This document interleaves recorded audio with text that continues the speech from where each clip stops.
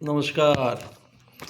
हिंदी के मुहावरों की बात चली थी तो मैं बताऊं कि लैंग्वेज के साथ ना जो भाषा के साथ बड़ा खिलवाड़ होता रहता है। हर वक्त जो उसके यूज़र्स हैं वो खेल खेलते रहते हैं। मतलब मुझे जितना मुख सुख होगा है ना, प्रयत्न लाघव, कम से कम प्रयास करना पड़े, ज़्यादा से ज़्यादा है ना काम निकल आए, इस तरह के लोगों के प्रयास रहते हैं।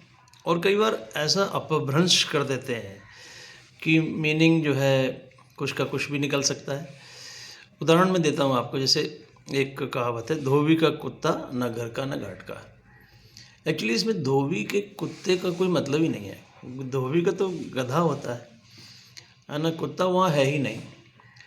और एक्चुअली होता ये था, आपको मालूम होगा, आपको हमने तो खूब ऐसा किया भी है बचपन में। जब कपड़े धोते हैं तो एक उसको धोने के लिए, पटकने के लिए, मारने के लिए एक डंडा होता है।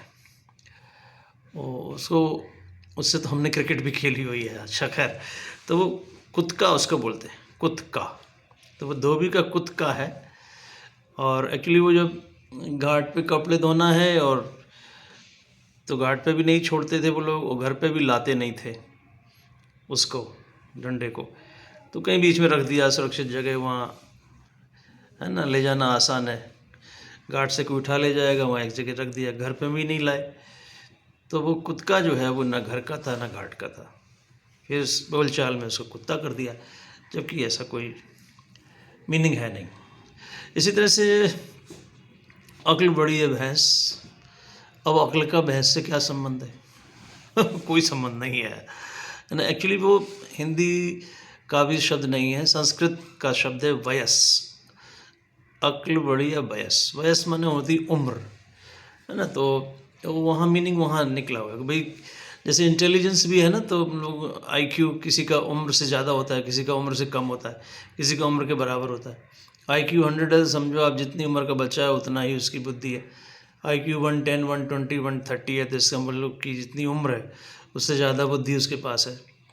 80, 90, 30, 40, 50 ये सब है, तो उम्र से कम है उसकी बुद्धि। तो अक्ल बड़ी या उम्र होना चाहिए, अक्ल बड़ी या वयस, लेकिन बोलते बोलते उसको भैंस कर दिया। तो ये जो है ना मुहावरे हैं, इनकी पहली बात तो ये शब्दार्थ और इसके भावार्थ अलग अलग हैं। इन सब बातों को हम और आप समझ ही रहे हैं लगातार। और कई बार भाषा का जो प्रयोग है, भाषा के जो बोलने वाले यूज़र्स, उसको और ज़्यादा अपभ्रंश कर देते हैं और ज़्यादा उसके साथ। तो ये सब बातें हमको आपको ध्यान में रखनी है। नमस्कार।